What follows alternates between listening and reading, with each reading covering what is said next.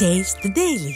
கள்ளக்குறிச்சி மாவட்டம் உளுந்தூர்பேட்டை அருகே கூத்தாண்டவர் கோயிலில் நடைபெற்ற தேரோட்டத்தில் பக்தர்கள் ஏராளமானோர் கலந்து கொண்டனர். கடந்த ஏப்ரல் மாதம் 29ஆம் தேதி சாகை பார்த்தல் நிகழ்ச்சியுடன் கூத்தாண்டவர் கோயிலில் சித்திரை திருவிழா துவங்கிய நிலையில் உலகின் பல்வேறு பகுதிகளில் உள்ள திருநங்கைகள் ஒன்று கூடி விழா எடுத்து கொண்டாடினர். இந்த விழாவின் முக்கிய நிகழ்வான திருத்தேரோட்டம் களை கட்டியது. அரவான் உருவ பாகங்கள், ஆடைகள் மற்றும் மாலைகள் என மலர்களால் அலங்கரிக்கப்பட்ட கூத்தாண்டவர் தேரினை திருநங்கைகள் மற்றும் பொதுமக்கள் என ஏராளமானோர் வடம் பிடித்து இழுத்து நேர்த்தி கடன் செலுத்தினர். நிர்வாக திறனற்ற ஸ்டாலின் அரசின் அலட்சியத்தால் சென்னையின் குடிநீர் ஆதாரமாக விளங்கும் முக்கிய ஏரிகளின் நீர் இருப்பு 59% குறைந்துள்ளது.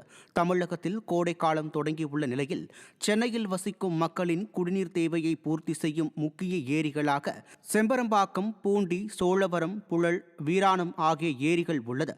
இந்த ஏரிகளின் மொத்த கொள்ளளவு 13,222 மில்லியன் கன அடியில் இருந்து 7,949 மில்லியன் கன அடியாக குறைந்துள்ளது.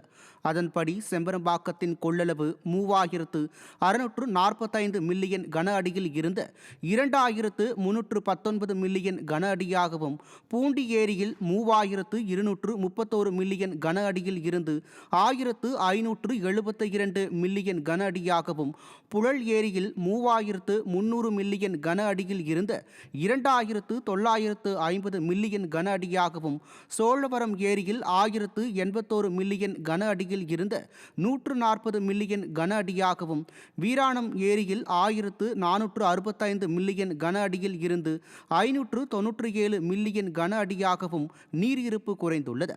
விடிய அரசின் அதிகாரிகள் ஏரிகளை முறையாக தூர்வாரி பராமரிக்க நடவடிக்கை எடுக்காததே நீர்மட்டம் கிடுகிடுவென குறைவுக்கு முக்கிய காரணம் என குற்றச்சாட்டு எழுந்துள்ளது.